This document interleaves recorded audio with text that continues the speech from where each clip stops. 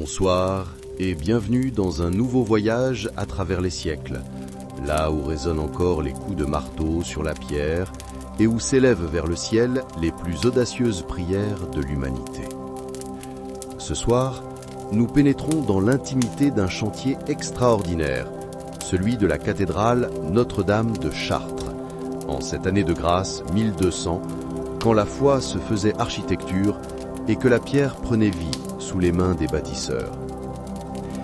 Si ces récits vous apportent la sérénité dont vous avez besoin pour trouver le sommeil, n'hésitez pas à me le faire savoir en commentaire et dites-moi d'où vous m'écoutez et quelle heure il est chez vous. Il y a quelque chose de profondément apaisant à savoir que nous sommes nombreux, dispersés dans le monde, à nous laisser bercer par ces histoires de patience et de beauté qui ont façonné notre patrimoine. Installez-vous confortablement, fermez les yeux et laissez-vous transporter dans cette Chartres du tournant du siècle, où chaque pierre posée était un acte de foi, chaque voûte érigée une prière vers l'éternité, et où des hommes ordinaires accomplissaient l'extraordinaire. Nous sommes en l'an de grâce 1200, et l'aube se lève sur la ville de Chartres, illuminant de ses premiers rayons le chantier le plus ambitieux de la chrétienté occidentale. Là où s'élevait autrefois une cathédrale romane ravagée par un incendie terrible, surgit maintenant le rêve fou d'une génération, édifier vers les cieux un temple d'une beauté et d'une audace jamais vue, une prière de pierre qui défiera les siècles. Maître Robert de Luzarches, l'architecte de cette merveille naissante, s'éveille avant l'aube dans sa demeure proche du chantier. Cet homme de 45 ans, au visage buriné par 20 années passées sur les chantiers de cathédrales, porte sur ses épaules une responsabilité écrasante, transformer en réalité la vision mystique de Monseigneur Renaud de Mouzon, évêque de Chartres. Dans ses yeux brille cette flamme particulière qui anime les grands créateurs, ce mélange de génie technique et d'inspiration divine qui distingue les véritables maîtres d'œuvre. Sa chambre, spartiate mais fonctionnelle, témoigne de son esprit pratique. Sur une table de chêne s'étalent les plans de la future cathédrale, dessinés à l'encre sur parchemin avec une précision mathématique remarquable. Ces épures, fruits de mois de réflexion et de calcul, révèlent l'audace du projet. Une nef de 130 mètres de long, un transept de 64 mètres, et surtout ces voûtes qui s'élanceront vers les cieux à plus de 36 mètres de hauteur, défiant toutes les lois de la pesanteur connues jusqu'alors.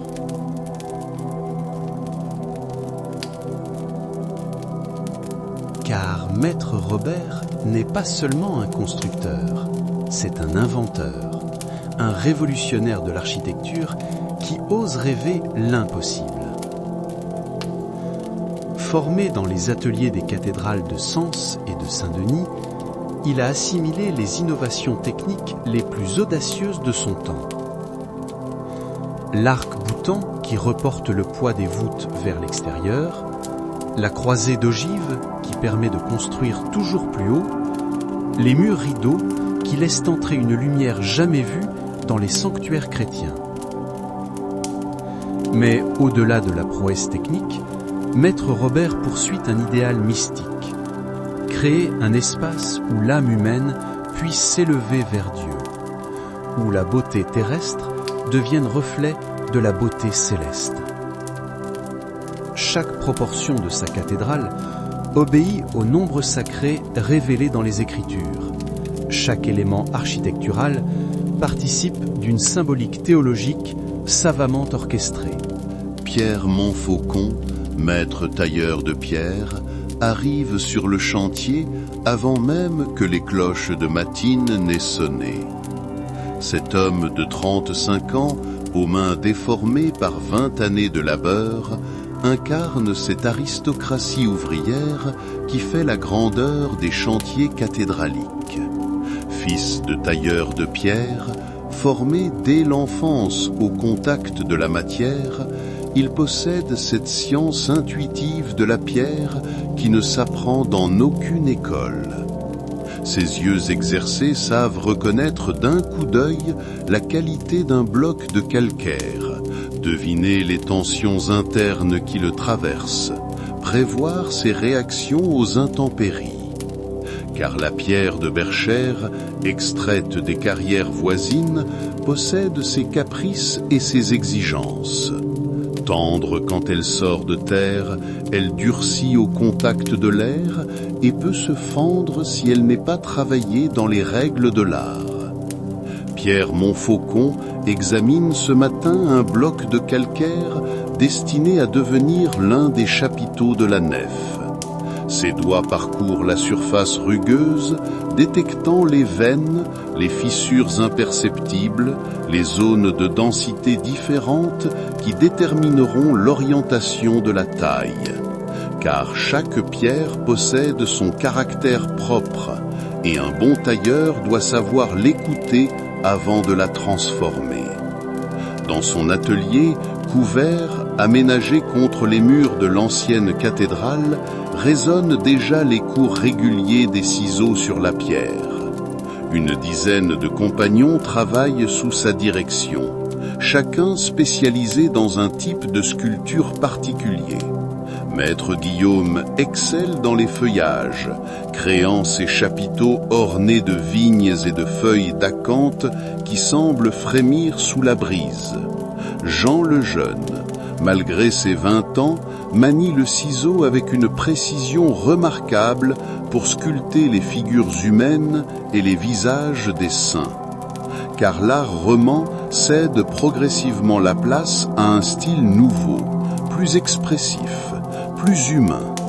Les sculpteurs de Chartres s'inspirent encore des modèles antiques, mais ils y ajoutent cette sensibilité gothique naissante qui cherche à exprimer l'émotion, le mouvement, la vie intérieure des personnages représentés.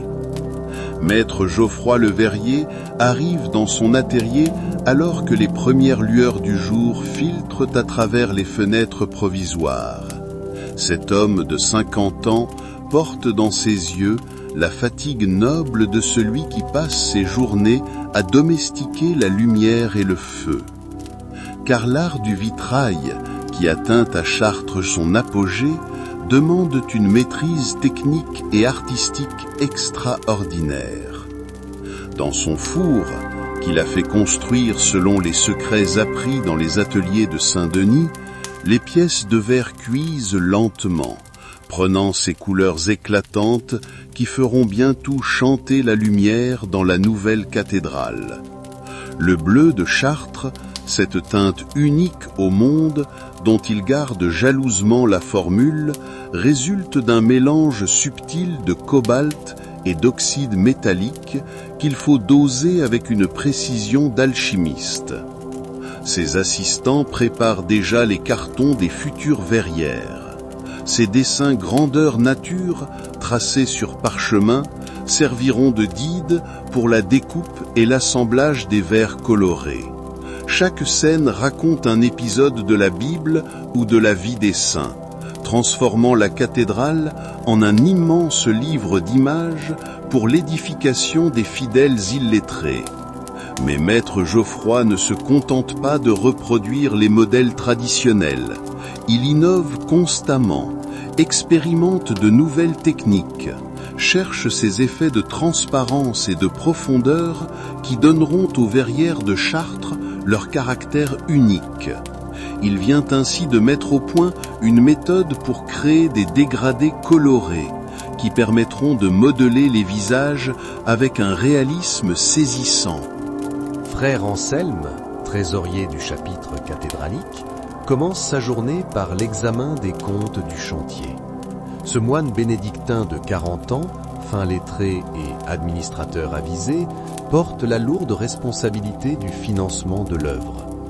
Car construire une cathédrale gothique représente un investissement colossal qui mobilise toutes les ressources de la communauté.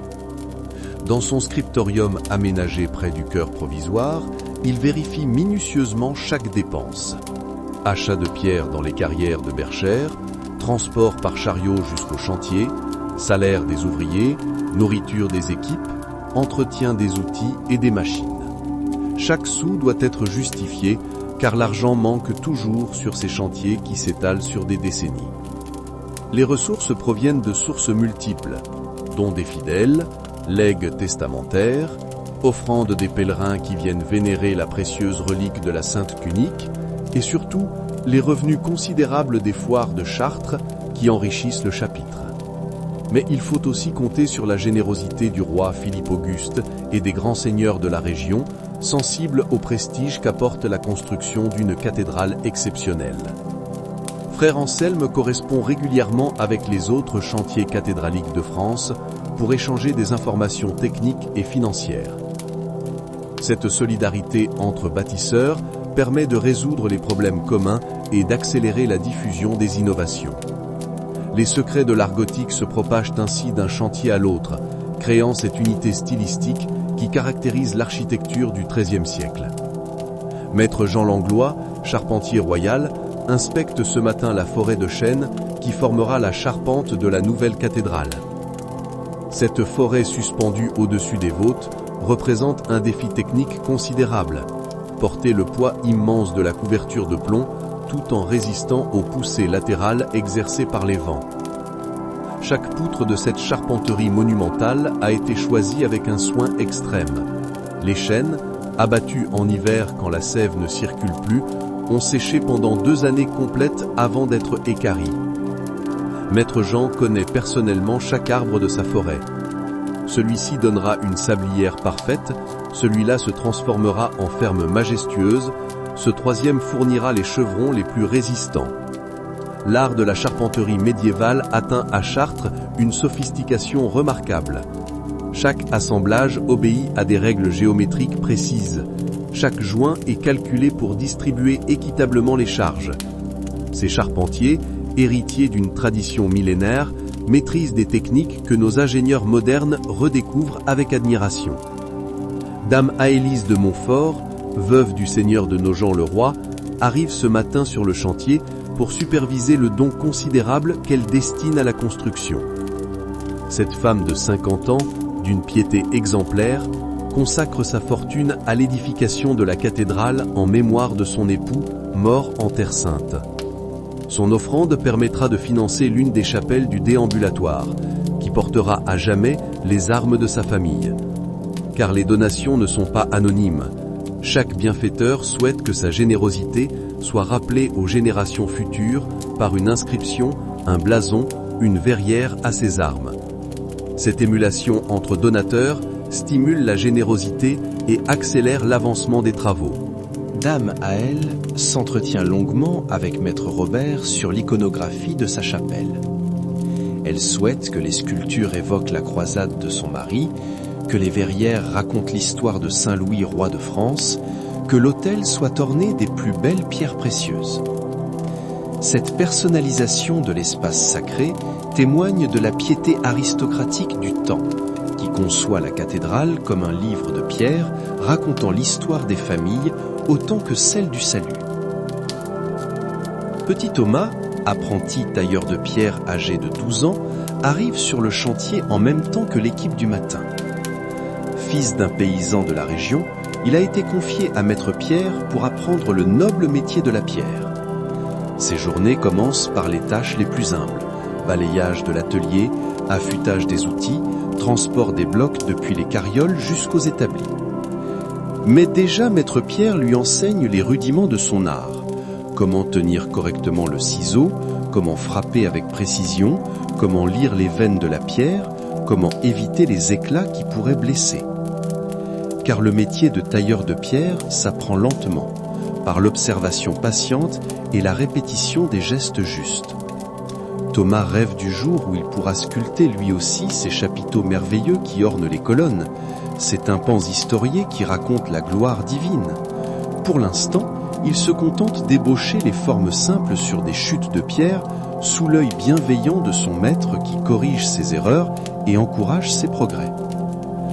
Dans la loge des tailleurs de pierre, véritable école d'art et de spiritualité, les compagnons transmettent non seulement les techniques de leur métier, mais aussi les symboles et les traditions de leur corporation.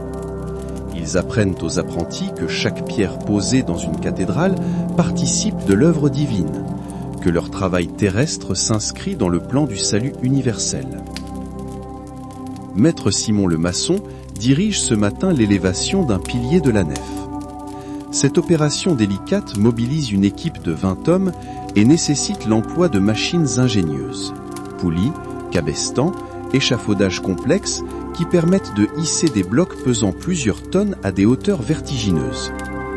Chaque pierre doit être posée avec une précision millimétrique, car la moindre erreur se répercuterait sur tout l'édifice.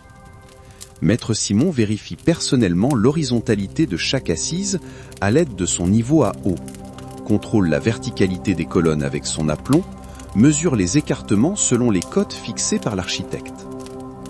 Ces maçons, choisis parmi les plus habiles, manient le mortier avec un art consommé. Ce mélange de chaux, de sable et d'eau doit présenter la consistance exacte qui permettra aux pierres de se lier parfaitement tout en conservant leur stabilité pendant la prise. Une erreur de dosage et c'est tout un pan de mur qui risque de s'effondrer. Car la maçonnerie gothique obéit à des règles strictes que des siècles d'expérience ont progressivement établies. Chaque rang de pierre doit être parfaitement horizontal, chaque joint vertical doit être décalé par rapport aux ceux des rangs inférieurs et supérieurs, chaque bloc doit être choisi selon sa taille et sa résistance en fonction de sa place dans l'édifice.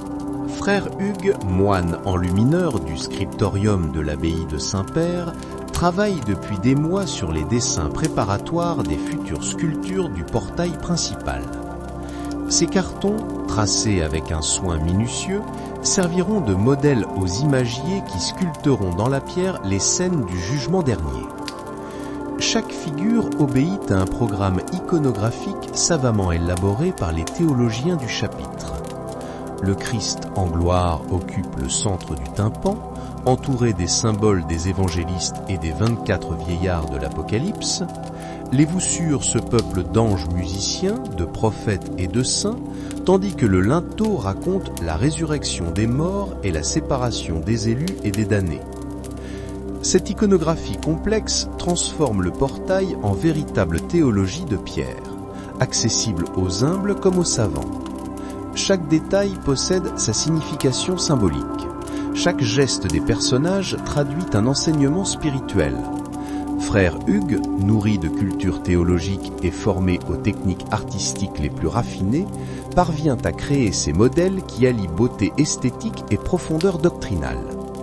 Ces dessins révèlent l'évolution de l'art gothique naissant vers plus d'humanité et d'expression. Les visages s'individualisent, les draperies prennent du mouvement, les corps retrouvent leur volume naturel. Cette renaissance de l'art figuratif, après des siècles de stylisation romane, témoigne d'une nouvelle vision de l'homme et de sa place dans la création. Maître Ernaud le forgeron entretient ce matin les outils du chantier dans sa forge installée près des ateliers de taille. Le tintement régulier de son marteau sur l'enclume rythme le travail de toute l'équipe, car sans outils bien affûtés, aucun progrès n'est possible. Ciseaux, broches, marteaux, leviers, tout l'outillage médiéval sort de ses mains expertes. Mais Maître Ernaud ne se contente pas de réparer et d'affûter. Il invente constamment de nouveaux outils adaptés aux besoins spécifiques du chantier gothique. Ces grues perfectionnées qui permettent de lever des charges toujours plus lourdes, ces scies améliorées qui taillent la pierre avec plus de précision, ces compas géants qui tracent les épures des voûtes, autant d'innovations qui accélèrent la construction. Sa forge résonne aussi de la confection des éléments décoratifs en fer forgé. Grilles des chapelles, ferrures des portes, crochets et anneaux qui supporteront les luminaires. Car l'art du fer participe lui aussi de la beauté de la cathédrale, créant ces dentelles de métal qui enrichissent la pierre de leurs arabesques délicates. Dame Marguerite la cuisinière nourrit quotidiennement plus de 200 ouvriers dans la grande cuisine aménagée près du chantier. Cette femme énergique de 40 ans organise un véritable service de restauration collectif qui fonctionne avec une précision militaire. Car des ouvriers mal nourris sont des ouvriers inefficaces. Et la réussite du chantier dépend aussi de la qualité des repas. Ces menus s'adaptent aux saisons et aux ressources disponibles. En hiver, soupe épaisse aux légumes et aux céréales, pain bis et lard salé fournissent les calories nécessaires au travail de force. L'été apporte les légumes frais du potager de la cathédrale, les fruits des vergers voisins, le poisson de la rivière, toujours du vin coupé d'eau pour accompagner les repas, car l'eau pure n'est pas toujours sûre. Dame Marguerite veille aussi à l'observance des règles religieuses. Pas de viande les jours maigres, jeûne rigoureux pendant le carême, menu de fête pour les grandes solennités liturgiques. Cette organisation alimentaire renforce la dimension spirituelle du chantier et rappelle à tous que construire une cathédrale n'est pas un simple travail profane. Monseigneur Renaud de Mouzon, évêque de Chartres, fait sa visite quotidienne sur le chantier pour constater l'avancement des travaux. Ce prélat de 60 ans, formé à l'Université de Paris et ancien chancelier du roi, porte la responsabilité ultime de l'entreprise. C'est lui qui a lancé le projet après l'incendie de l'ancienne cathédrale, lui qui mobilise les énergies et les financements. Sa visite n'est pas qu'une inspection technique. C'est un moment spirituel où l'évêque bénit le travail des ouvriers, encourage les efforts, rappelle le sens sacré de l'entreprise. Car tous ces hommes qui peinent sur le chantier participent d'une œuvre qui les dépasse, d'une prière collective qui s'élève vers les cieux pierre après pierre. Monseigneur Renaud s'entretient longuement avec Maître Robert des problèmes techniques rencontrés. Cette voûte qui semble fragile, ce contrefort qu'il faut renforcer, cette fenêtre dont les proportions posent question. L'évêque ne se contente pas de donner son accord financier, il suit attentivement tous les aspects de la construction avec la compétence d'un véritable maître d'ouvrage. Maître Guillaume le couvreur prépare déjà la pose de la couverture de plomb qui protégera la charpente des intempéries. Ces feuilles de métal, laminées avec un soin extrême, s'assemblent selon des techniques séculaires qui garantissent une étanchéité parfaite, car une fuite dans la couverture pourrait compromettre la conservation de toute l'œuvre. Le plomb de Chartres provient des mines anglaises et arrive par la Seine jusqu'au port de la région. Ce métal précieux, facile à travailler mais coûteux à l'achat, représente un investissement considérable que seul un chapitre riche peut s'offrir. Sa mise en œuvre demande des compétences particulières que Maître Guillaume a acquises sur les chantiers royaux. Ses compagnons apprennent à souder les feuilles au fer chaud, à les fixer sur la charpente par un système de crochets ingénieux, à ménager les pentes et les évacuations qui chasseront les eaux de pluie. Cette couverture, invisible du sol mais essentielle à la pérennité de l'édifice, témoigne du soin apporté à tous les aspects de la construction, même les plus cachés. L'après-midi venu, Maître Robert gravit les échafaudages pour inspecter l'avancement des voûtes de la nef. Ces constructions aériennes, véritables défis à la pesanteur, concentrent toutes les innovations de l'art gothique naissant. Croisées d'ogives, arcs boutants, murs rideaux, tout concourt à créer cet espace d'une ampleur et d'une luminosité inédite. Chaque clé de voûte est sculptée avec soin, ornée de motifs végétaux ou figurés qui animent la pierre. Ces détails invisibles du sol témoignent de la perfection recherchée à tous les niveaux de l'édifice. Car une cathédrale gothique ne souffre aucune négligence, aucun travail bâclé qui pourrait compromettre l'harmonie de l'ensemble. Maître Étienne le Mortelier prépare ce matin le mélange qui servira à sceller les pierres du jour. Cet homme de 38 ans, héritier d'une famille de maçons, connaît tous les secrets de la chaux et du mortier. Car de la qualité de ce liant dépend la solidité de toute la construction. Et un mauvais mortier peut compromettre l'œuvre de plusieurs générations. Sa recette, transmise de père en fils, allie la chaux vive des fours de la région au sable fin de la rivière d'Eure, avec des proportions calculées selon l'usage prévu de chaque maçonnerie. Le mortier des fondations, plus riche en chaux, résiste mieux à l'humidité. Celui des voûtes, plus léger, n'alourdit pas inutilement la structure. Maître Étienne surveille personnellement la cuisson de la chaux dans les fours installés près du chantier. Cette opération délicate transforme la pierre calcaire en poudre blanche par un processus qui demande une température constante et une surveillance de tous les instants. Un feu trop vif carbonise la chaux, un feu trop faible la laisse imparfaitement cuite. Dans l'atelier des verriers, l'activité se concentre ce matin sur la cuisson des verres colorés. Maître Geoffroy surveille attentivement ces fours où les mélanges silicieux se transforment lentement en cette matière transparente et colorée qui fera la gloire des verrières chartarines. Chaque couleur exige une formule particulière, un temps de cuisson spécifique, un refroidissement graduel qui évite la casse. Le bleu de Chartres, cette teinte unique qui fait l'admiration de tous les visiteurs, résulte d'un savant dosage de cobalt et d'oxyde de cuivre que Maître Geoffroy a mis des années à perfectionner. Cette formule secrète, jalousement gardée, assure à l'atelier chartrain une réputation qui attire des commandes de toute l'Europe. Dame Marguerite de Courville, dame d'honneur de la reine, visite ce matin le chantier accompagnée de sa suite. Cette femme de la haute aristocratie vient constater l'avancement des travaux financés en partie par une donation royale. Sa présence honore les ouvriers et témoigne de l'intérêt que porte la cour à cette entreprise exceptionnelle. Elle s'entretient longuement avec Maître Robert des innovations architecturales expérimentées à Chartres. Ces arcs-boutants qui permettent d'élever les voûtes à des hauteurs inédites, ces verrières immenses qui transforment la lumière en beauté divine, ces sculptures d'un réalisme saisissant qui humanisent l'art religieux, Dame Marguerite admire particulièrement les progrès de la statuaire gothique.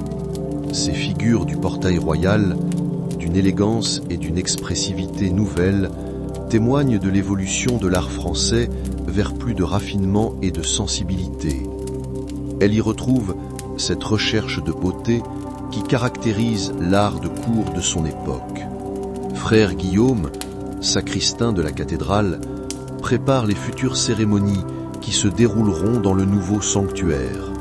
Il calcule l'emplacement optimal des autels, étudie l'acoustique de l'espace pour les chants liturgiques, organise la circulation des processions selon les exigences du rituel chartrain. Car une cathédrale gothique n'est pas qu'un monument architectural. C'est avant tout un espace liturgique conçu pour la célébration du culte divin. Chaque dimension, chaque proportion obéit aux nécessités du cérémonial religieux. Dans les carrières de Berchères, Maître André Le Carrier supervise l'extraction des blocs destinés aux sculptures du portail principal. Cette pierre de calcaire tendre, facile à tailler mais résistante aux intempéries, constitue le matériau de base de la cathédrale.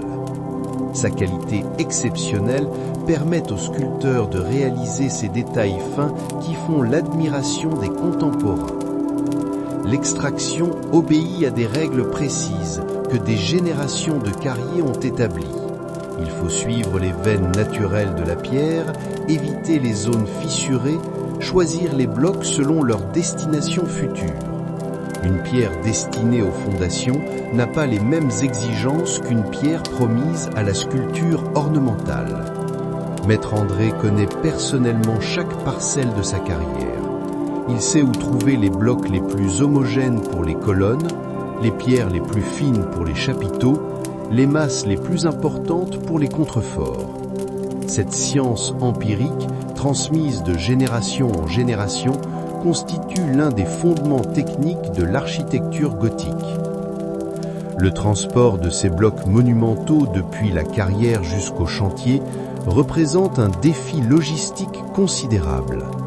Maître Hugues Le Charretier organise ces convois qui mobilisent les attelages les plus puissants de la région. Ces chevaux de trait, soigneusement sélectionnés et dressés, tirent ces chargements qui peuvent atteindre plusieurs tonnes. Les routes du XIIIe siècle, souvent défoncées et impraticables en hiver, complique singulièrement ces transports. Il faut prévoir les ornières, renforcer les ponts, négocier les passages difficiles. Maître Hugues connaît chaque chemin de la région, sait où faire étape, comment répartir les charges pour ménager ses attelages. Dans le scriptorium attenant à la cathédrale, frère Anselme le chroniqueur consigne jour après jour l'avancement des travaux. Cette chronique, destinée aux générations futures, relate les étapes de la construction, les difficultés rencontrées, les innovations réalisées. Elle constituera un témoignage précieux sur les méthodes de construction gothique. Ces notes minutieuses décrivent les techniques employées, les matériaux utilisés, les coûts engagés. Mais elles évoquent aussi l'atmosphère spirituelle du chantier, la ferveur des ouvriers, les manifestations de la piété populaire. Car cette cathédrale naît non seulement du génie technique, mais aussi de l'élan mystique de toute une communauté. Maître Philippe le géomètre vérifie ce matin les proportions de la nef à l'aide de ses instruments de mesure. Cet homme de science, formé aux mathématiques dans les écoles cathédrales, maîtrise toutes les subtilités de la géométrie sacrée qui déterminent les dimensions de l'édifice. Car une cathédrale gothique n'est pas le fruit du hasard ou de l'inspiration pure. Chaque mesure obéit aux rapports harmoniques révélés dans les Écritures. Chaque proportion traduit une vérité théologique. La longueur de la nef, la hauteur des voûtes, l'écartement des colonnes, tout s'inscrit dans un système cohérent qui fait de l'édifice un reflet de l'ordre divin. Dame Adèle la brodeuse dirige ce matin l'atelier où se confectionnent les ornements liturgiques destinés au nouveau sanctuaire. Ces chasubles, ces chapes, ces nappes d'autel transformeront les cérémonies religieuses en spectacle d'une beauté saisissante qui rivalisera avec la splendeur architecturale de la cathédrale. Dans l'atelier de serrurerie, Maître Jean le serrurier forge les ferrures qui renforceront les portes de la cathédrale. Ces œuvres de fer forgé, d'une beauté plastique remarquable, allient la solidité technique à la recherche esthétique. Car l'art gothique ne néglige aucun détail, même les plus utilitaires. Ces créations s'inspirent du répertoire décoratif végétal qui orne les chapiteaux sculptés. Ces feuillages de fer, ces rinceaux délicats, ces fleurs stylisées transforment les éléments fonctionnels en véritables sculptures métalliques.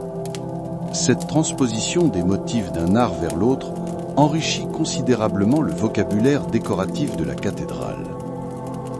Monseigneur Renaud reçoit ce matin la visite d'une délégation de bourgeois de la ville, venus présenter un nouveau don pour les travaux. Ces marchands prospères, enrichis par les foires et le commerce, manifestent ainsi leur attachement à l'œuvre commune et leur fierté civique. Cette générosité bourgeoise témoigne de l'évolution sociale de l'époque. Les riches marchands rivalisent désormais avec la noblesse traditionnelle dans le mécénat religieux. Leurs donations, parfois considérables, accélèrent notablement l'avancement des travaux et permettent d'enrichir le programme décoratif.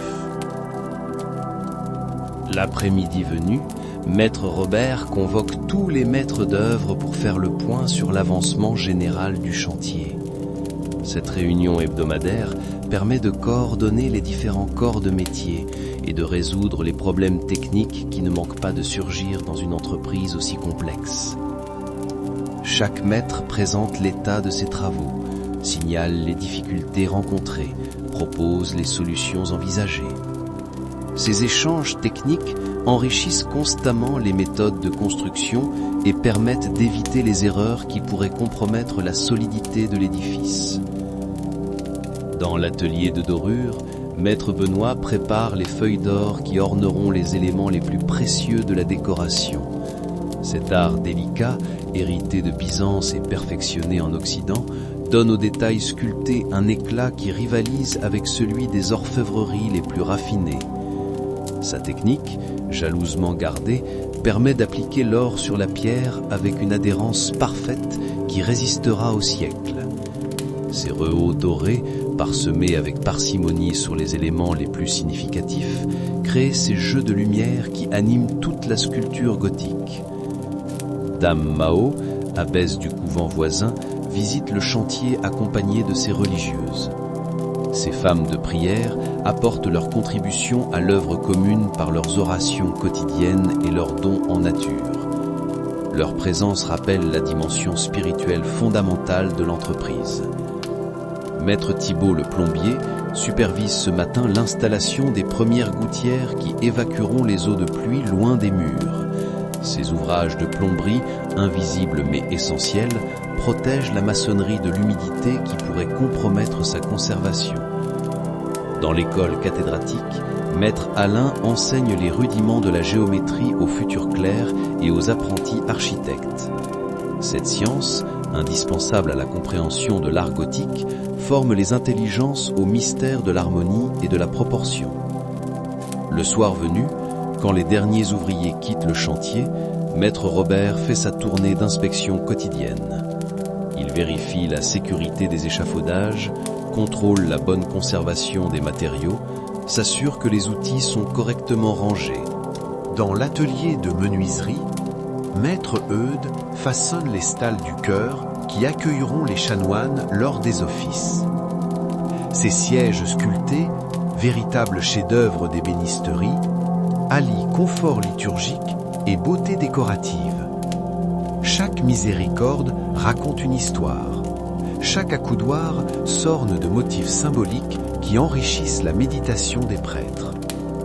Le chêne utilisé provient des forêts royales et a été soigneusement sélectionné pour sa qualité exceptionnelle. Ce bois, séché pendant des années, ne se déformera pas et conservera sa beauté au fil des siècles. Maître Eudes connaît les propriétés de chaque essence, sait comment travailler le fil du bois, comment éviter les nœuds qui fragilisent l'ouvrage. Frère Martin, bibliothécaire de la cathédrale, catalogue ce soir les manuscrits qui enrichiront la future bibliothèque. Ces livres précieux, copiés dans les scriptoriums les plus réputés d'Europe, constitueront l'une des richesses intellectuelles de Chartres. Textes théologiques, traités scientifiques, œuvres littéraires, tous les domaines du savoir y seront représentés. Sa collection s'enrichit constamment grâce aux dons des clercs et aux achats financés par le chapitre. Il négocie avec les libraires de Paris l'acquisition de manuscrits rares, correspond avec les abbés pour obtenir des copies d'ouvrages introuvables, supervise le travail des copistes locaux qui reproduisent les textes les plus demandés. Maître Raoul le paveur commence la pose des dalles qui formeront le sol de la nef. Cette opération délicate demande une précision géométrique parfaite, car chaque pierre doit s'ajuster exactement à sa voisine selon un dessin d'ensemble qui participera de la beauté de l'édifice. Ces dalles, taillées dans les calcaires les plus durs de la région, résisteront au passage de milliers de pèlerins et de fidèles. Leur surface, parfaitement polie, reflètera la lumière des verrières et créera ces jeux chromatiques qui animent l'espace liturgique. Certaines pierres, plus précieuses, s'ornent d'incrustations de marbre qui dessinent des motifs géométriques complexes. Dame Isabelle, prieure du béguinage voisin, organise l'accueil des pèlerins qui affluent déjà pour vénérer les reliques conservées dans la cathédrale provisoire. Ces voyageurs de la foi, venus parfois de très loin, apportent leurs offrandes et leur ferveur à l'œuvre en construction. Leur présence témoigne du rayonnement spirituel de Chartres. Elle supervise l'aménagement des hospices qui hébergent les pèlerins les plus démunis. Ces bâtiments, construits avec les dons des fidèles, offrent un gîte et le couvert à ceux qui ne peuvent payer l'auberge. Cette charité organisée fait partie intégrante de la mission ecclésiastique et contribue à la réputation de sainteté du lieu. Dans l'atelier de tapisserie, Dame Marguerite dirige la confection des tentures qui orneront les murs du chœur lors des grandes fêtes. Ces œuvres textiles, d'une richesse décorative exceptionnelle, rivalisent avec les verrières pour la beauté de leurs couleurs et la finesse de leur exécution. Ces tisserandes reproduisent sur la laine et la soie les mêmes scènes bibliques qui ornent les portails sculptés. Cette répétition des thèmes iconographiques dans tous les arts décoratifs renforce l'unité de l'ensemble et facilite la compréhension du message religieux par les fidèles illettrés. Maître Guillaume le sonneur met au point ce soir l'harmonisation des cloches qui résonneront bientôt dans les tours de la cathédrale. Ces bronzes, coulés selon les techniques les plus avancées de l'époque, devront s'accorder parfaitement pour créer cette symphonie aérienne qui rythmera la vie religieuse de la cité. Chaque cloche possède sa note propre, calculée selon le poids du bronze et les dimensions de la coulée.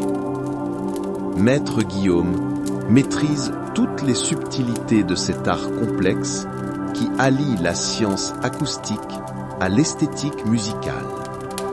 Ces cloches, réputées dans toute la région, attirent les commandes des églises voisines. Il forme personnellement les futurs sonneurs aux techniques complexes de la volée et de la carillonnerie.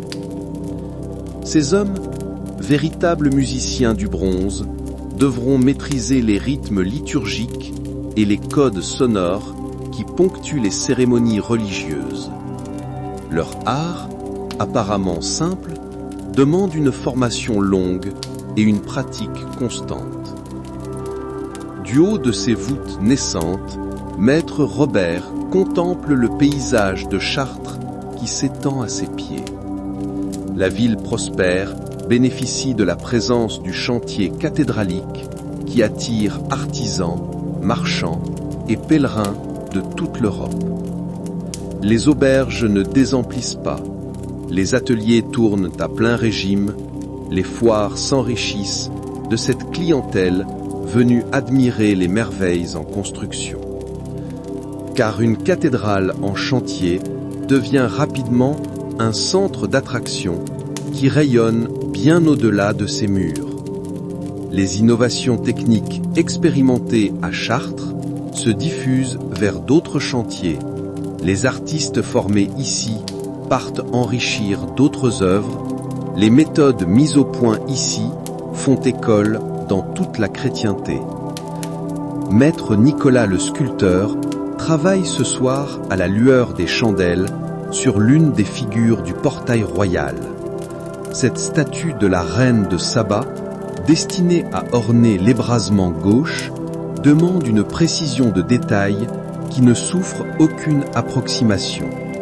Chaque pli du manteau, chaque trait du visage, chaque ornement de la couronne doit exprimer la noblesse et la sagesse de cette souveraine légendaire. L'art de la sculpture gothique atteint à Chartres une maturité remarquable.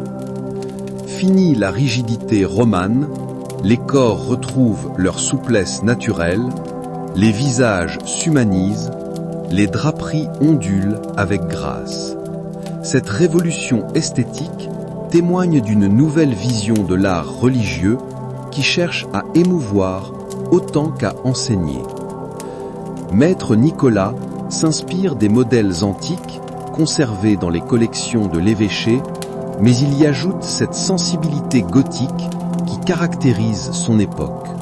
Sa reine de Saba possède la dignité des impératrices byzantines et la grâce des dames de cour contemporaines. Cette synthèse entre tradition et modernité fait la richesse de l'art chartrain. Dame Béatrice, veuve d'un riche marchand de la ville, supervise ce soir la confection des ornements liturgiques destinés au nouvel autel. Ces tissus précieux, brodés d'or et de soie, selon les techniques les plus raffinées, transformeront les cérémonies religieuses en spectacles d'une beauté saisissante. Ces brodeuses recrutés parmi les plus habiles de la région, reproduisent sur l'étoffe les mêmes motifs qui ornent les chapiteaux et les verrières. Cette unité stylistique entre tous les arts décoratifs fait de la cathédrale gothique une œuvre d'art totale où chaque élément concourt à l'harmonie de l'ensemble. Frère Paul, moine copiste, travaille dans le scriptorium de la cathédrale à la rédaction des livres liturgiques nécessaires au nouveau sanctuaire. Ces manuscrits, ornés d'enluminures somptueuses, accompagneront les offices célébrés dans le chœur gothique. Chaque page allie beauté calligraphique et richesse décorative selon la tradition des scriptoriums français. Ces enluminures s'inspirent directement des motifs sculptés et des verrières de la cathédrale, créant cette correspondance entre tous les arts qui caractérisent l'esthétique gothique. Les mêmes feuillages ornent les marges des manuscrits et les chapiteaux des colonnes. Les mêmes figures peuplent les miniatures et les tympans sculptés. Cette collaboration entre artistes de différents métiers enrichit considérablement le programme décoratif de la cathédrale. Chacun s'inspire du travail des autres, emprunte des motifs, adapte des techniques, contribuant à créer cette unité stylistique qui fait l'admiration des contemporains. Le soir venu, quand les cloches de vêpres sonnent la fin du travail, les ouvriers déposent leurs outils avec la satisfaction du devoir accompli. Chacun sait qu'il participe d'une œuvre qui lui survivra, que ses efforts contribuent à édifier un temple qui défiera les siècles et témoignera de la foi de sa génération. Dans la loge des tailleurs de pierre, les compagnons se rassemblent pour la veillée traditionnelle. Autour d'un feu de bois, ils échangent les nouvelles du métier, transmettent les secrets techniques, racontent les légendes qui entourent la construction des cathédrales. Cette fraternité ouvrière, cimentée par la communauté du labeur et l'orgueil du savoir-faire, constitue l'âme véritable du chantier. Les plus anciens racontent aux jeunes l'histoire des grands maîtres d'œuvre du passé, ces architectes légendaires qui ont révolutionné l'art de bâtir. Ils transmettent les traditions de la corporation, enseignent les gestes rituels qui accompagnent la pose de la première pierre, expliquent la symbolique secrète des marques de tâcherons gravées sur chaque bloc. Car ces hommes ne se contentent pas de tailler la pierre, ils participent d'une aventure spirituelle qui dépasse leurs conditions sociales. Dans leurs mains rugueuses passe le mystère de la création, leurs coups de ciseaux donnent forme aux rêves des architectes, leur patience édifie lentement la beauté qui réjouira les siècles futurs. Petit Thomas, blotti près du feu, écoute ces récits merveilleux qui peuplent ses rêves d'apprenti. Il s'imagine déjà maître à son tour, dirigeant un chantier, créant de ses mains ces chefs-d'œuvre de pierre qui font l'orgueil de la chrétienté. Cette transmission des savoirs et des espoirs assure la continuité du grand œuvre au-delà des générations. Maître Arnaud l'horloger travaille dans son atelier sur les mécanismes qui rythmeront bientôt la vie de la cathédrale. Ces horloges complexes, véritables merveilles de la technique médiévale, marqueront les heures des offices et régleront la vie spirituelle de la communauté. Chaque rouage doit être taillé avec une précision millimétrique pour assurer le fonctionnement parfait de l'ensemble. Son art, héritier des traditions byzantines et enrichi par les innovations occidentales, transforme le temps en musique mécanique. Ces carillons qui sonneront les heures, ces automates qui animeront les cadrans, ces calendriers perpétuels qui suivront le cycle liturgique, tout témoigne du génie technique de l'époque gothique.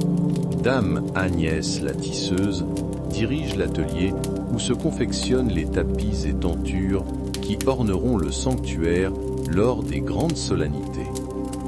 Ces œuvres textiles, d'une richesse décorative exceptionnelle, transforment l'espace liturgique en écrin de beauté pour les cérémonies les plus solennelles. Chaque fil témoigne de la piété et du savoir-faire de ces femmes qui consacrent leur art à la gloire divine. Ces ouvrières maîtrise les techniques les plus raffinées du tissage médiéval. Ses points de chaînette qui dessinent les contours, ses fils d'or qui rehaussent les détails, ses teintures précieuses qui donnent aux étoffes leur couleur chatoyante, tout concourt à créer ces merveilles textiles qui rivalisent avec les chefs-d'œuvre de pierre et de verre. Maître Barthélemy l'orfèvre cisèle dans son atelier les pièces d'orfèvrerie qui orneront le maître-autel de la future cathédrale. Ces calices, ces ostensoirs, ces reliquaires transformeront les cérémonies religieuses en spectacle d'une beauté saisissante. Chaque coup de burin révèle la maîtrise technique et la sensibilité artistique de cet artisan d'exception. L'or et l'argent qu'il travaille proviennent des dons les plus généreux de la noblesse et de la bourgeoisie chartraine. Ces métaux précieux, transformés par son art, deviennent les supports matériels de la prière collective. Ces créations, enrichies de pierres précieuses et d'émaux colorés, témoignent de la richesse spirituelle autant que matérielle de la communauté. Frère Augustin, maître chantre de la cathédrale, compose les mélodies qui accompagneront les offices dans le nouveau sanctuaire. Ces chants, héritiers de la tradition grégorienne, mais enrichis des innovations polyphoniques de l'époque, transformeront l'espace gothique en temple de beauté sonore. Chaque note doit s'harmoniser avec l'acoustique particulière de l'édifice. Ces compositions s'inspirent de l'architecture même de la cathédrale. Ces mélodies, qui s'élèvent vers les voûtes, comme les colonnes vers les cieux, ces harmonies qui se répondent d'un chœur à l'autre, comme les échos dans les chapelles, ces rythmes qui épousent la cadence des processions liturgiques, tout concourt à créer cette symbiose parfaite entre architecture et musique. Dame Mathilde la Relieuse supervise la confection des livres liturgiques qui accompagneront la vie spirituelle de la cathédrale. Ces volumes, reliés dans les cuirs les plus fins et ornés de fermoirs d'orfèvrerie, constitueront le trésor intellectuel du nouveau sanctuaire. Chaque livre témoigne de la perfection technique et artistique recherchée dans tous les aspects de l'œuvre. Ces techniques, héritées des traditions monastiques, transforment le parchemin et le vélin en support durable pour la transmission du savoir. Ces coutures invisibles qui assemblent les cahiers, ces dorures qui ornent les tranches, ces estampages qui décorent les couvertures, tout révèle la maîtrise consommée de cet art délicat. Maître Gérard le Vitrier assemble ce soir les premiers panneaux de la grande rosace occidentale qui illuminera la nef de ses feux multicolores. Cette œuvre colossale, véritable défi technique et artistique, concentrera toute la science des verriers chartrains. Chaque pièce de verre doit s'ajuster parfaitement à ses voisines pour créer cette harmonie colorée qui fera l'admiration de tous. Le plomb, qui maintient les verres, dessine lui-même un décor géométrique d'une subtilité remarquable. Ces baguettes de métal, soudées avec un art consommé, créent cette résille délicate qui structure l'ensemble tout en laissant passer la lumière divine. L'art du vitrail atteint ici sa perfection technique et esthétique. Maître Olivier, le maître maçon, supervise ce matin l'assemblage des voussures du grand portail occidental. Ces arcs concentriques, ornés de sculptures d'une finesse extraordinaire, demandent une précision géométrique parfaite. Chaque pierre taillée doit s'ajuster exactement à sa place selon l'épure tracée par l'architecte, car la moindre erreur compromettrait l'équilibre de tout l'ensemble. Ses compagnons manient les outils avec la dextérité acquise au fil des années. Ces leviers qui positionnent les blocs, ces cordes qui guident la descente, ces cales qui maintiennent l'assemblage temporaire, tout témoigne de l'ingéniosité technique développée sur les chantiers gothiques. L'art de la stéréotomie atteint ici une perfection qui fait l'admiration des contemporains. Chaque voussure raconte un épisode de l'histoire sainte ou présente une figure symbolique. Ces anges musiciens qui peuplent l'archivolte, ces prophètes qui annoncent la venue du Christ, ces allégories des vertus et des vices qui enseignent la morale chrétienne, tout concourt à faire du portail un livre de pierre accessible à tous les fidèles. Dame Clémence l'Enlumineuse travaille dans le scriptorium sur les cartons des futures verrières du transept. Ces dessins préparatoires, tracés avec un soin minutieux, serviront de modèle aux verriers pour la découpe et l'assemblage des pièces colorées. Chaque trait doit être parfaitement calculé, car les verres ne pardonnent aucune approximation.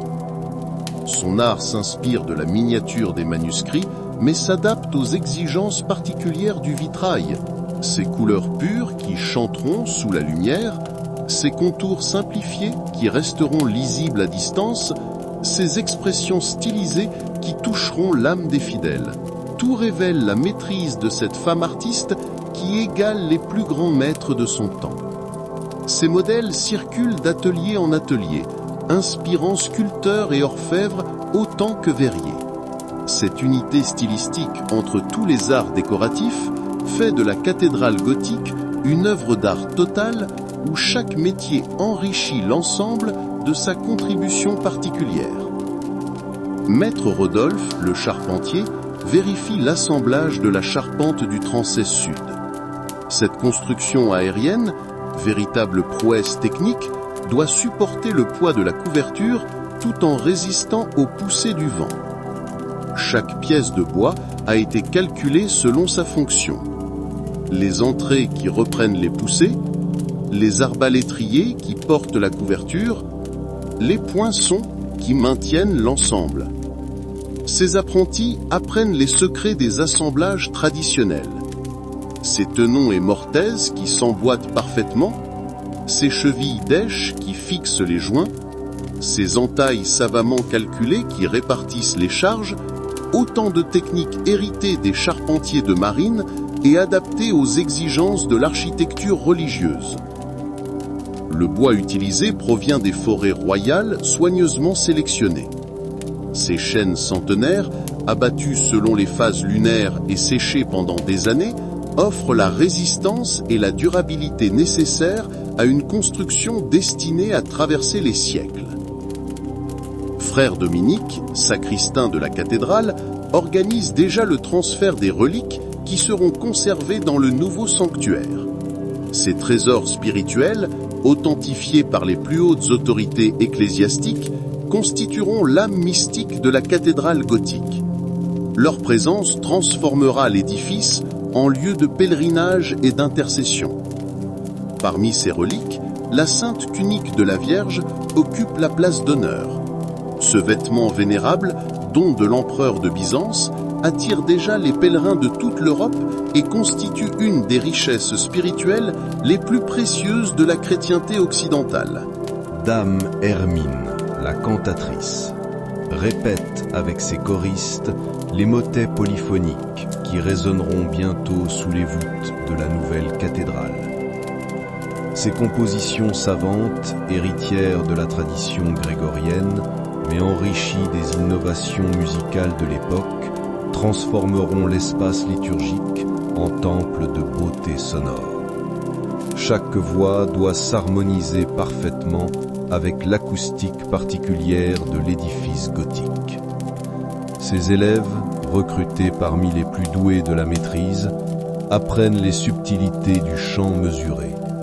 Ces rythmes complexes qui s'entrelacent, ces mélodies qui se répondent d'un chœur à l'autre, ces harmonies qui s'élèvent vers les voûtes comme une prière musicale, tout concourt à créer cette beauté sonore qui complétera la splendeur architecturale. L'acoustique de la cathédrale gothique, avec ses volumes immenses et ses surfaces de pierre, demande une adaptation particulière des techniques vocales. Les chanteurs doivent apprendre à moduler leur voix pour tirer parti de la réverbération naturelle qui enrichit les sons et crée ces effets d'écho qui semblent faire descendre la musique du ciel. Maître Gauthier, le sculpteur d'images, termine ce soir l'une des statues-colonnes du portail royal. Cette figure de roi biblique, d'une élégance et d'une noblesse saisissante, témoigne de l'évolution de la sculpture gothique vers plus de réalisme et d'humanité. Chaque détail du costume, chaque trait du visage, chaque geste de la main contribue à créer cette impression de vie qui caractérise l'art chartrain. Son ciseau suit les veines de la pierre avec une précision millimétrique.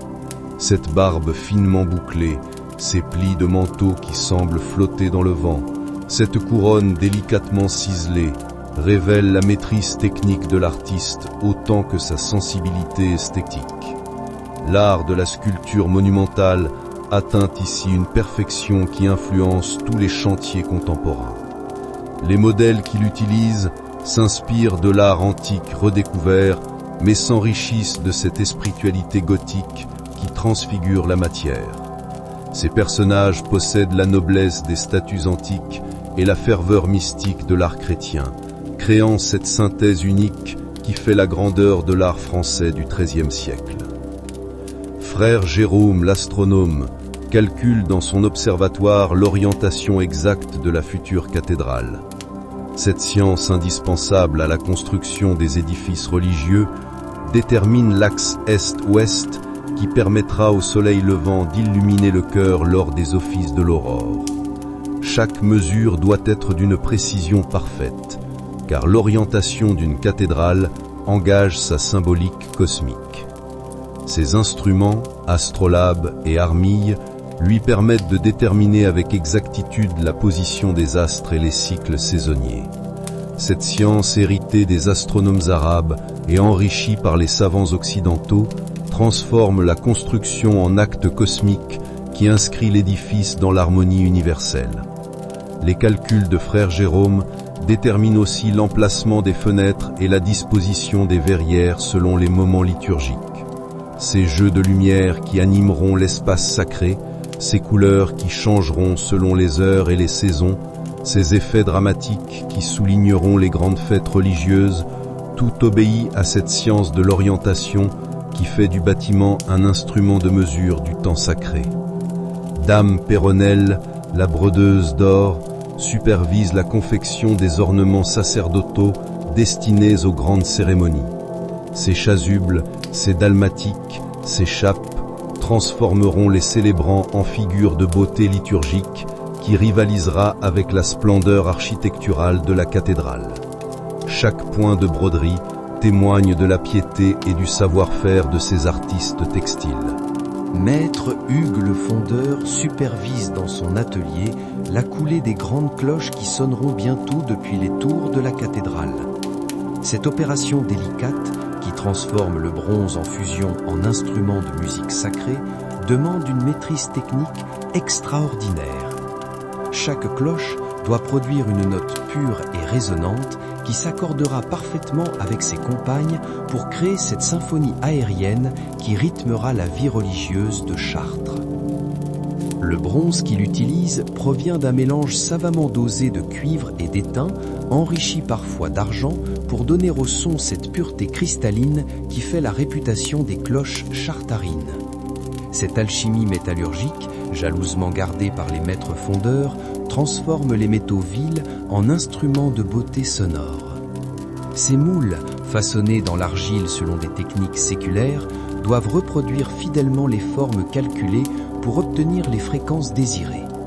Ces cloches porteront des inscriptions latines qui proclameront leur fonction sacrée et perpétueront la mémoire de leur donateur. L'art de la fonderie participe ainsi de cette beauté totale qui caractérise l'œuvre gothique. Dame Aliénor la miniaturiste orne les manuscrits liturgiques de la cathédrale d'enluminures d'une beauté exceptionnelle. Ses livres d'heures, ses antiphonaires, ses missels accompagneront les offices célébrés dans le nouveau sanctuaire. Chaque miniature témoigne de la perfection artistique recherchée dans tous les aspects de l'œuvre religieuse. Ces couleurs, préparées selon des recettes traditionnelles, utilisent les pigments les plus précieux, l'or en feuilles pour les auréoles divines, l'outremer pour les manteaux de la Vierge, la pourpre pour les vêtements royaux. Ces matériaux coûteux témoignent de la richesse spirituelle autant que matérielle investie dans l'entreprise cathédralique. Les motifs qu'elle peint s'inspirent directement de l'iconographie développée pour les sculptures et les verrières de la cathédrale. Cette correspondance entre tous les arts décoratifs renforce l'unité stylistique de l'ensemble et facilite la compréhension du message religieux par les fidèles. Maître Anselme le paveur d'art compose sur le sol du chœur un dallage décoratif d'une richesse exceptionnelle. Ses marbres polychromes, ses mosaïques géométriques, ses incrustations de pierres précieuses transformeront le pavement en tapis de pierre qui rivalisera avec les plus belles tapisseries. Chaque élément doit s'ajuster parfaitement selon un dessin d'ensemble qui participera de la beauté liturgique. Ces matériaux proviennent des carrières les plus réputées d'Europe, marbre de Carrare pour les blancs immaculés, porphyre d'Égypte pour les rouges profonds, serpentine de Grèce pour les verts chatoyants. Ces pierres précieuses, transportées à grands frais jusqu'à Chartres, témoignent du prestige international du chantier. L'art du pavement décoratif, hérité de la tradition byzantine et adapté aux goûts occidentaux, transforme le sol de la cathédrale en support de méditation spirituelle. Ces labyrinthes géométriques que suivront les pèlerins, ces rosaces symboliques qui évoquent la perfection divine, ces inscriptions commémoratives qui perpétuent la mémoire des bienfaiteurs, tout concourt à faire du dallage un élément actif de la liturgie. Frère Vincent le Luminaire organise l'éclairage du sanctuaire selon les exigences du rituel chartrain. Ces cierges qui brûleront devant les autels, ces lampes qui veilleront devant les reliques, ces luminaires suspendus qui animeront l'espace de leurs flammes dansantes, tout doit être calculé pour créer cette atmosphère de recueillement et de beauté qui caractérise l'art gothique. L'huile qui alimente les lampes perpétuelles provient des oliviers de Provence, bénites selon les rites traditionnels. Ces flammes, symboles de la prière continue, transformeront la cathédrale en temple de lumière où se rejoignent la beauté terrestre et la splendeur céleste. Dame Mathilde l'organiste travaille sur l'installation du grand orgue qui accompagnera bientôt les offices de la cathédrale. Cet instrument monumental, véritable merveille de la facture médiévale, transformera l'espace gothique en temple de beauté sonore. Ces tuyaux de plomb et d'étain, accordés selon les modes liturgiques traditionnels, produiront ces harmonies puissantes qui soutiendront le chant des fidèles. La construction de l'orgue mobilise tous les corps de métier du chantier. Les menuisiers façonnent le buffet sculpté qui abritera la mécanique, les fondeurs coulent les tuyaux selon des alliages savamment calculés, les peintres décorent les volets qui protégeront l'instrument. Cette collaboration interdisciplinaire témoigne de l'unité artistique qui caractérise l'œuvre gothique. Ces mélodies, inspirées des traditions grégoriennes mais enrichies des innovations polyphoniques contemporaines, accompagneront les grandes cérémonies liturgiques. L'orgue gothique, avec sa puissance sonore exceptionnelle, permet d'emplir les vastes volumes de la cathédrale d'une musique qui semble descendre directement du ciel. Maître Thibault le maître verrier supervise l'installation de la grande verrière du chevet qui illuminera le chœur de ses feux multicolores. Cette œuvre colossale, synthèse de toutes les innovations techniques de l'époque, concentrera la science des artistes chartrains. Chaque panneau raconte un épisode de la vie du Christ ou de la Vierge, transformant l'abside en livre de lumière pour l'édification des fidèles. Les verres qu'il utilise proviennent de son atelier, où cuisent jour et nuit les fours qui transforment le sable et les oxydes métalliques en joyaux translucides. Ces bleus profonds qui évoquent le manteau céleste, ces rouges éclatants qui rappellent le sang du Christ, ces ors lumineux qui suggèrent la gloire divine, chaque couleur possède sa symbolique théologique. L'art du vitrail chartrain influence déjà tous les chantiers contemporains. Les innovations techniques développées ici, les effets chromatiques expérimentés dans ces ateliers, les procédés de modelé inventés par ces maîtres se diffusent rapidement vers les autres cathédrales et enrichissent le patrimoine artistique de toute l'Europe. Frère Gauthier l'archiviste consigne dans les registres du chapitre les détails de la construction qui serviront de référence aux générations futures. Ces chroniques, rédigées en latin selon les formules traditionnelles, constituent un témoignage irremplaçable sur les méthodes de construction gothique et l'organisation des chantiers cathédraliques. Ces notes décrivent minutieusement les techniques employées, les matériaux utilisés, les coûts engagés. Mais elles évoquent aussi l'atmosphère spirituelle du chantier, les manifestations de piété populaire, les miracles attribués à l'intercession des reliques. Car cette cathédrale naît non seulement du génie humain, mais aussi de la foi collective de toute une communauté. Cette documentation précieuse permettra aux historiens futurs de comprendre les mécanismes complexes qui président à la construction d'une cathédrale gothique. Elle témoigne de la conscience historique de ces bâtisseurs qui savaient œuvrer pour l'éternité. Dame Ermengarde, la tisseuse d'ornements, confectionne les entapendiums qui orneront les autels selon les couleurs liturgiques. Ces devants d'autel, brodés d'or et de soie selon les techniques les plus raffinées, transformeront chaque célébration en spectacle de beauté qui rivalisera avec la splendeur architecturale de la cathédrale. Ces ouvrages s'inspirent de l'iconographie développée pour les autres arts décoratifs de la cathédrale. Ces motifs végétaux qui ornent les bordures, ces scènes religieuses qui décorent les chants, ces armoiries qui rappellent la générosité des donateurs, tout concourt à créer cette unité stylistique qui fait l'admiration des contemporains. Maître Gaston, le sculpteur sur bois, façonne dans son atelier les stalles du chœur qui accueilleront les chanoines lors des offices solennels. Ces sièges sculptés, véritables chefs-d'œuvre d'ébénisterie sacrée, allient le confort liturgique à la beauté décorative. Chaque miséricorde raconte une parabole, chaque accoudoir s'orne de créatures fantastiques qui enrichissent la méditation des prêtres. Le chêne qu'il travaille provient des forêts royales, sélectionné pour sa densité exceptionnelle et sa résistance au siècle. Ce bois noble, séché pendant des années, selon les techniques traditionnelles, ne se déformera jamais et conservera sa beauté au fil du temps. Ces outils, hérités de son maître et perfectionnés par son expérience, permettent d'obtenir ces détails fins qui font l'admiration des visiteurs. Ces sculptures s'inspirent du bestiaire médiéval et de l'iconographie religieuse contemporaine. Ces griffons qui gardent les accoudoirs, ces feuillages qui courent le long des dossiers, ces scènes bibliques qui décorent les panneaux, tout concourt à créer ce décor somptueux qui transforme la prière en œuvre d'art vivante. Dame Blanche, la couturière d'ornement, supervise la confection des vêtements liturgiques destinés au clergé de la cathédrale.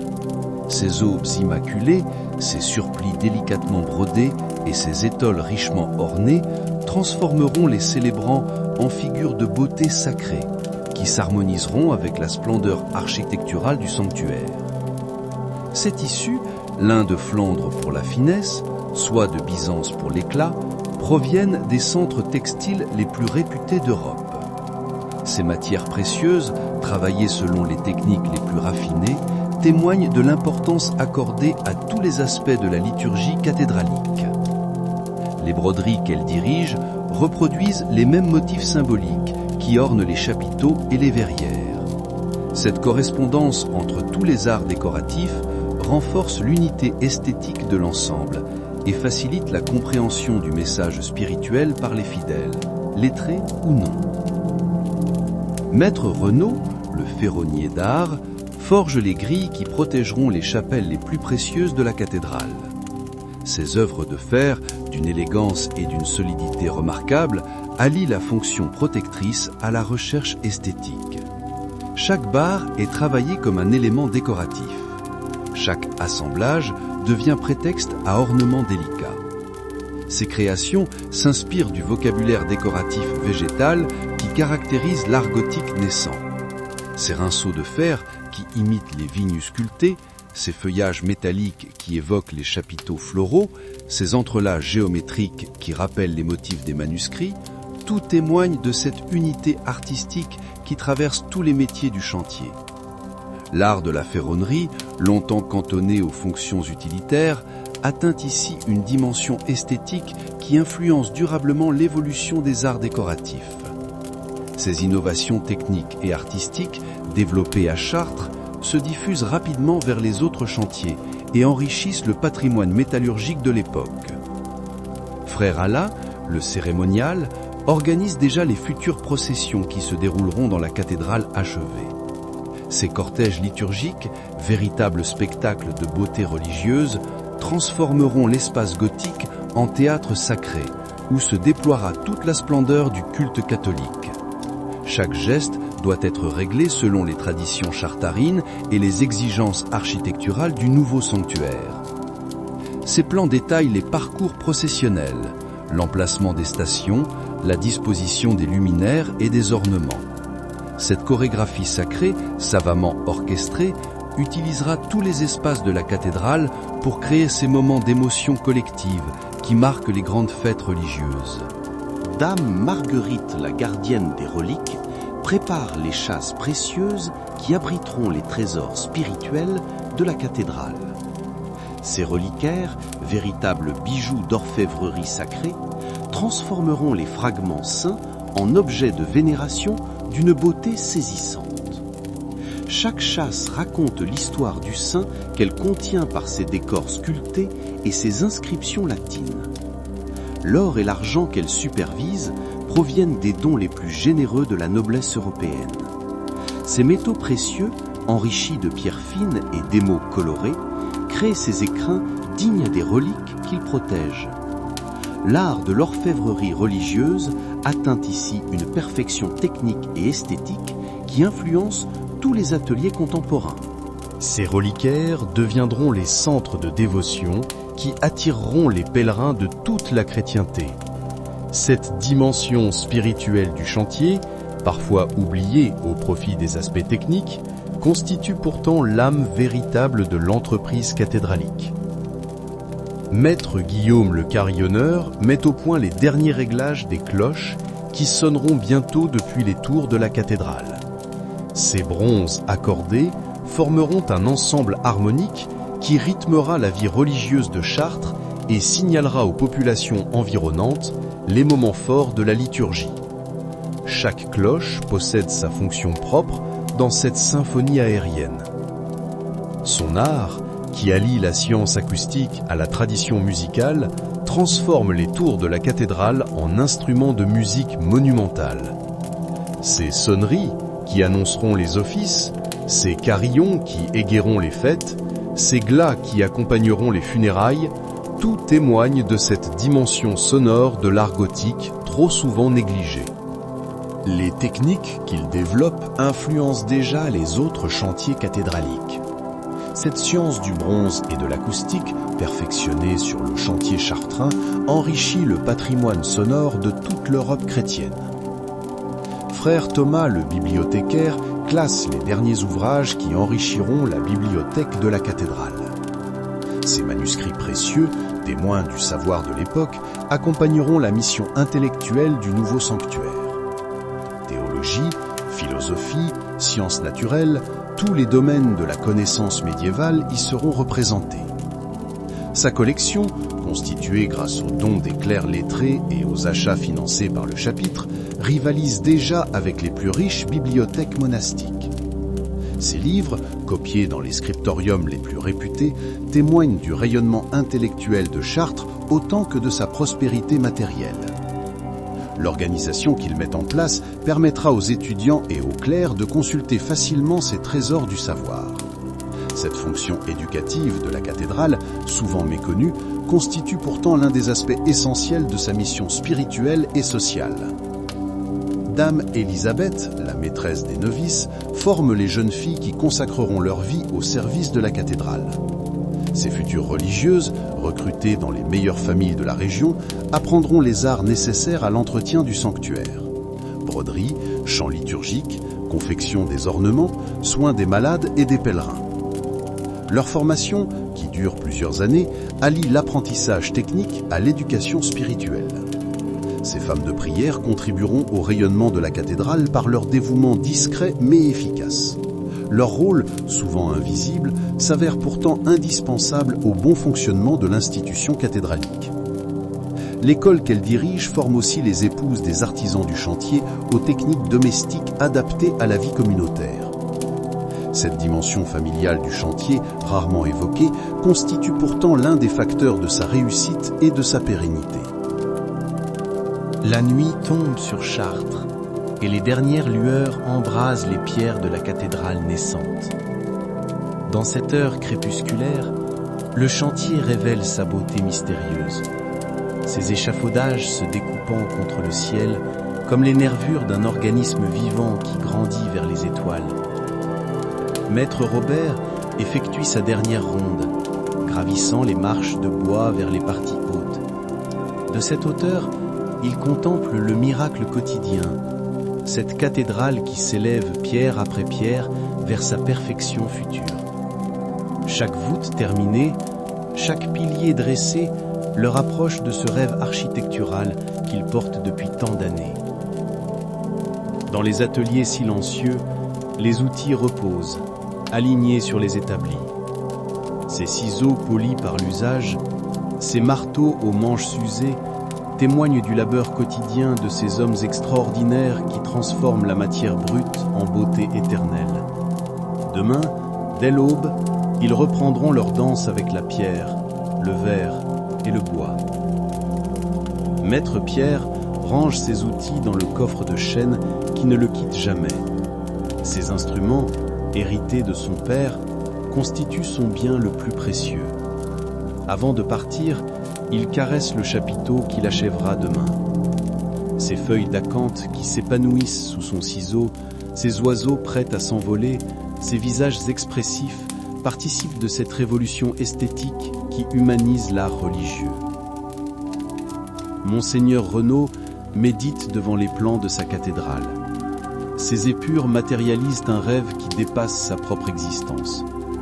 Il sait qu'il ne verra pas l'achèvement de l'œuvre, que d'autres devront poursuivre l'entreprise, préserver la vision originelle. Cette pensée, loin de l'attrister, le remplit d'une sérénité profonde. Il participe d'une œuvre qui transcende les générations, d'un projet qui unit dans un même élan créateur les humbles artisans et les puissants seigneurs. Frère Martin ferme délicatement les manuscrits qu'il a consultés pour enrichir la future bibliothèque. Ces livres précieux accompagneront la cathédrale dans sa mission d'enseignement et d'élévation spirituelle. Dans sa cellule modeste, il rédige les dernières lignes de la chronique qui consigne l'avancement des travaux, témoignage pour les générations futures de cette épopée extraordinaire. Dame Isabelle rassemble ses béguines pour la prière du soir. Dans cette communauté de femmes pieuses, la construction prend une dimension profondément humaine. Leurs orations s'élèvent vers les voûtes provisoires, accompagnant spirituellement le travail des bâtisseurs. Cette prière constante constitue l'âme invisible de l'entreprise. Petit Thomas s'endort dans sa paillasse, les mains meurtries, mais le cœur empli de fierté. Il a participé aujourd'hui à cette aventure extraordinaire qui élève vers les cieux la plus belle des prières humaines. Ses rêves se peuplent de cathédrales futures qu'il dirigera peut-être un jour. Dans cette nuit de l'an de grâce 1200, tandis que le silence enveloppe Chartres et son chantier merveilleux, l'œuvre continue de grandir imperceptiblement. Car une cathédrale gothique ne s'arrête jamais vraiment de croître. Elle mûrit dans l'obscurité, ses pierres se lient plus intimement, sa beauté se parfait lentement pour défier l'éternité.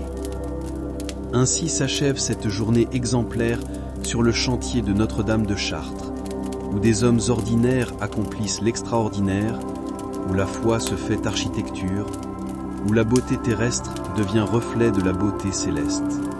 Si ce voyage dans l'intimité des bâtisseurs de cathédrales vous a apaisé et accompagné vers le sommeil, n'hésitez pas à me le faire savoir en commentaire. Dites-moi d'où vous m'écoutez et quelle heure il est chez vous. Il y a quelque chose de profondément réconfortant à savoir que nous sommes nombreux, dispersés dans le monde, à nous laisser bercer par ces histoires de patience, de beauté et de foi qui ont façonné notre patrimoine. Que ces récits vous apportent la sérénité et les rêves les plus doux. Bonne nuit.